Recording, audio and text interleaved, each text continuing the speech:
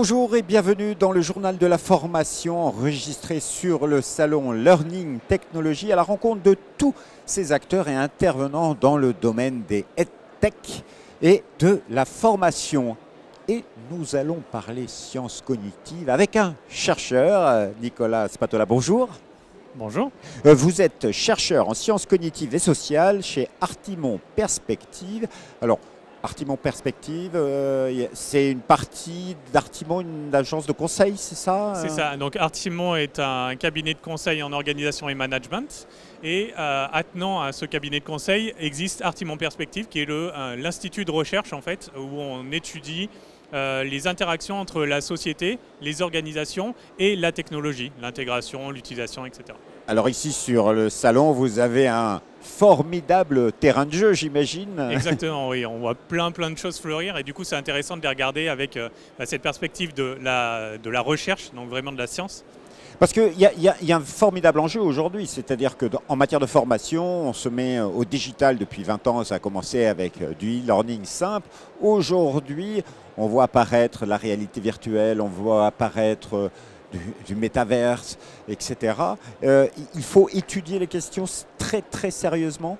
Oui, en fait, il faut considérer qu'il y a des évolutions constantes en fait, dans la manière dont les gens apprennent et veulent apprendre. Donc, le digital peut être une réponse à ça, mais en fait, l'idée, c'est de comprendre quelles sont ces évolutions, comment on peut y répondre et en fait comprendre les processus qui sont sous-jacents.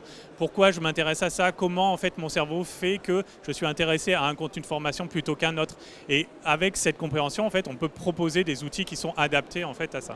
Alors, vous cherchez, vous publiez des études. Un exemple très concret d'études que vous avez pu réaliser. Alors, la dernière étude qu'on a faite, par exemple, c'était dans le MetaQuark et on s'est intéressé à comment un environnement virtuel où des gens peuvent interagir peut favoriser en fait la satisfaction de l'apprentissage, la satisfaction du parcours d'apprentissage et la satisfaction de la formation dans son ensemble. Et en fait, on s'est rendu compte qu'il y a des composantes cognitives, donc la manière dont moi je me représente dans l'environnement. Il y a des composantes qui sont dues à l'environnement. Qu'est-ce que me propose cet environnement en termes d'interaction, en termes de contenu? Et il y a tout ce qui dépend des autres. En fait, qu'est-ce que les autres amènent et m'amènent à moi en termes de je comprends que je suis dans un contexte d'apprentissage et du coup, ça me calibre mon cerveau pour mieux apprendre. Alors, pour schématiser ou caricaturer, l'avatar, mon avatar dans mon métavers éducatif peut avoir un impact sur la façon dont je vais apprendre. Oui, en fait, il peut même avoir un impact plus fort que le simple apprentissage. C'est-à-dire que des études, en fait, on met en évidence ce qu'on appelle l'effet Proté. Et l'effet Proté, c'est l'apparence de votre avatar va influencer la manière dont vous vous représentez, comment vous devez agir. Et donc, il y a une étude qui a mis en évidence, par exemple, que si je vous donne un avatar plus grand par rapport à un plus petit, vous allez avoir plus confiance en vous. Et du coup, vous allez être plus actif, plus interactif avec les autres, avec votre environnement, et du coup, prendre plus part à l'expérience. Donc, on peut le répliquer dans un environnement d'apprentissage. Et il y a pas mal d'hypothèses qui sont faites et qui commencent à être testées sur si je vous donne l'apparence d'un mathématicien, vous allez peut-être plus à même d'apprendre les mathématiques ou plus intéressé en tout cas à apprendre les mathématiques. Donc en fait, vos études vont impacter ceux qui créent et fabriquent ces univers d'apprentissage. En tout cas, c'est ce qu'on espère, que ce soit utilisé, et en fait que ce soit utilisé pour dire on optimise tout ça, on essaye de faire mieux, le mieux possible, et de comprendre en fait dans quelle situation on utilise quel outil. Et en sachant que c'est des outils, quoi. Et vous étudiez ça aussi côté impact apprenant, mais j'imagine également côté impact de l'enseignant.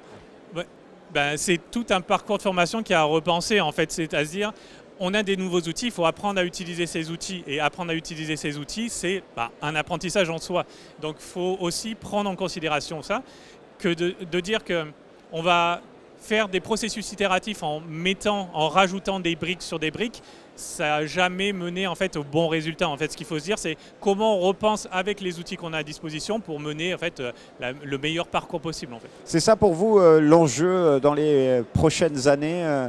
Qu'est-ce qu'il faut dire à tous les organismes de formation et tous les intervenants qui se lancent dans les nouvelles technologies, les EdTech, avec que ce soit des avatars, la réalité virtuelle?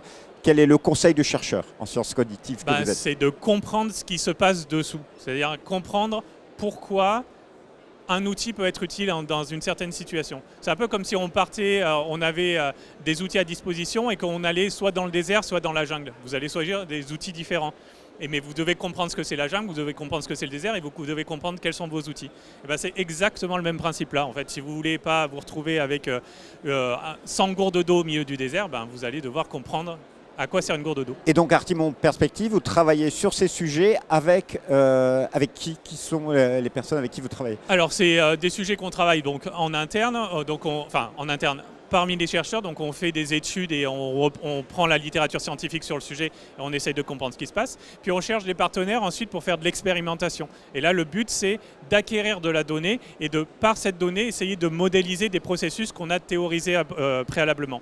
Et donc c'est ce qu'on a fait là avec MetaQuark et c'est ce qu'on essaye de développer avec d'autres acteurs, en fait, de se dire, bon, on va essayer de voir en fait, comment fonctionnent les biais cognitifs dans l'apprentissage, comment fonctionne la continuité de l'apprentissage, l'engagement dans l'apprentissage. Et donc, vous allez travailler avec tous ceux qui s'occupent de la pédagogie. Exactement. En fait, le but étant de dire, on essaie de comprendre les outils pour en donner la meilleure utilisation possible pour la société. Nicolas Spatola, merci infiniment pour votre témoignage. Merci à vous.